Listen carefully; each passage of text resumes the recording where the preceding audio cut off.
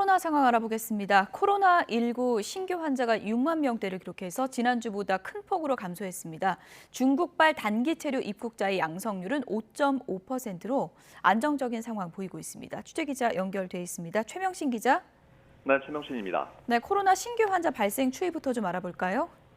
네, 오늘 0시 기준 코로나19 신규 환자는 6만 41명으로 어제보다 4만 명 정도 많습니다. 하지만 일주일 전보다는 2만 명, 2주 전보다는 2만 7천 명 정도 적어 뚜렷한 감소세를 보였습니다. 화요일 기준으로도 지난해 11월 1일 이후 10주 만에 가장 적은 숫자입니다.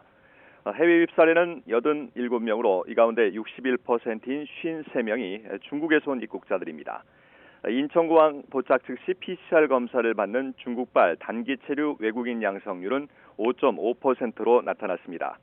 입국 전 음성 확인서와 입국 후 PCR 검사 의무화가 효과를 내고 있는 것으로 보입니다.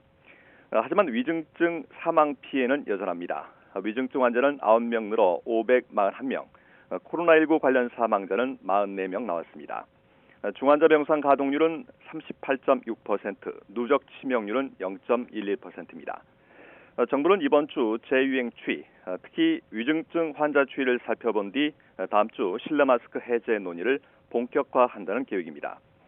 정부는 앞서 코로나19 방역 지표 4개 가운데 2개 이상이 기준을 충족하면 실내 마스크 착용을 권고로 조정하겠다고 밝혔는데 현재로선 최소 2개 이상이 기준을 충족하고 있습니다.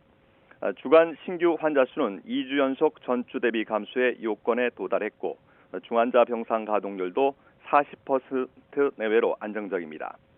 반면 주간 평균 위중증 환자 수는 1월 첫째 주 597명으로 12월 넷째 주에 비해 오히려 늘었습니다.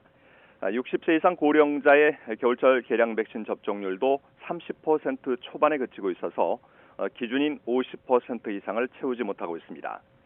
중국발 입국자 변수가 있긴 하지만 정부는 어느 정도 통제가 가능한 것으로 보고 있습니다. 남은 문제는 위중증 환자입니다. 위중증 환자는 지난달 18일 500명대로 올라간 뒤 계속해서 높은 수준을 유지하고 있습니다. 위중증은 의료 대응 역량에 부담이 될 뿐만 아니라 결국 사망 치명률로 이어지기 때문에 코로나19 대응에 있어서 가장 중요한 요소 가운데 하나입니다. 정부는 이번 주 경과를 더 지켜본 뒤에 다음 주 전문가 자문위원회와 중대본 회의를 거쳐 실내 마스크 의무 해제 시점을 논의할 계획입니다. 지금까지 사회부에서 YTN 최명신입니다.